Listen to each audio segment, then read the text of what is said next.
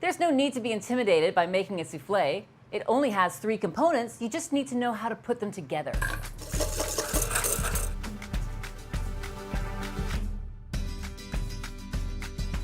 Today we're going to make chocolate soufflés, just chocolate soufflés for 2 people. Very romantic. I'm going to start by melting butter and chocolate together. I'm using a double boiler, which is simply a metal bowl over some steaming water. Once that water's come to a boil, you can turn it off and just use the residual heat to melt the butter and chocolate together. Now, as with any recipe, always use the best ingredients if you want the best results. So I'm using a really nice grade bittersweet chocolate here.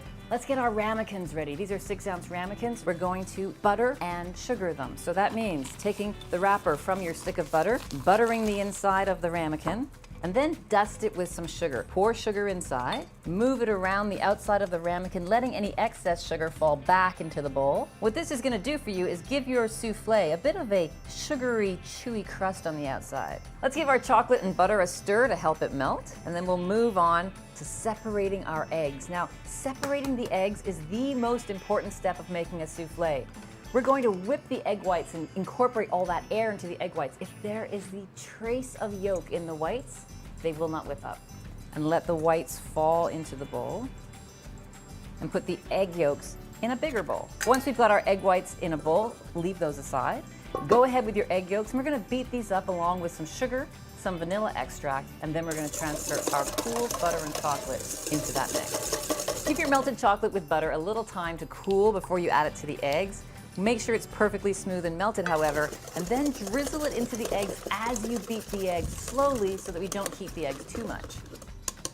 Once your chocolate and everything has been incorporated nicely, it's time to stir in some flour. And I say stir in the flour because we don't want to beat it in, because we just want it incorporated. We don't want to mix it hard. So take that spatula and just fold that flour into the chocolate mixture. The flour is going to help us keep the soufflé risen for longer. I'm going to use that electric mixer to beat the egg whites. I'm not using the same whisk that I used to beat the egg yolks because it's so important not to get any fat at all into the egg whites. So I'm going to beat these up until I can see hard peaks. I'll show you what that looks like. This is what egg whites whipped to stiff peak look like.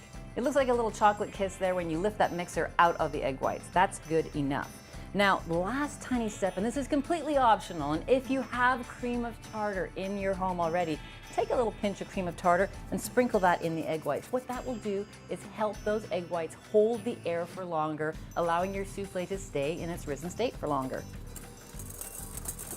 Now, if you're going to use your oven, preheat your oven to 400 degrees before you mix these ingredients together. If you're using an air fryer, it's only going to take a couple minutes. We're going to preheat the air fryer to 330 degrees. Now, when it comes to folding your egg whites into your flavorful base, you're going to do it in 2 or 3 stages. Take a small amount of these egg whites first of all and put them into the base. This is going to lighten the base and make it easier to incorporate more egg whites into it. So by doing this, you'll see that your flavorful base has lightened in color. It's time to add some more egg whites. Now comes the time when you want to be a little more careful. So fold the egg whites. That means incorporate those egg whites into that base just by sort of turning the base over on top of the egg whites.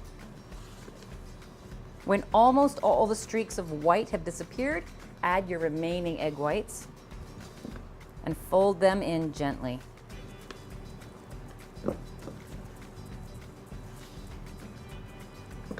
Okay, as soon as you see no more egg whites in the base, it's time to transfer this to the ramekins.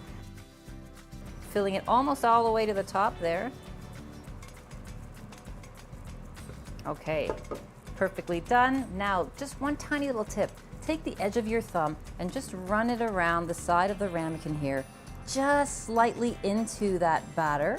That gives a little bit of a separation between the batter and the edge of the ramekin and allows that soufflé to rise more easily. There's our air fryer, just finished preheating. Let's get these in. We're going to set it for 330 degrees, 14 minutes. You're not going to open the doors of either oven or air fryer while the soufflé is baking. You want that to have a constant hot air temperature.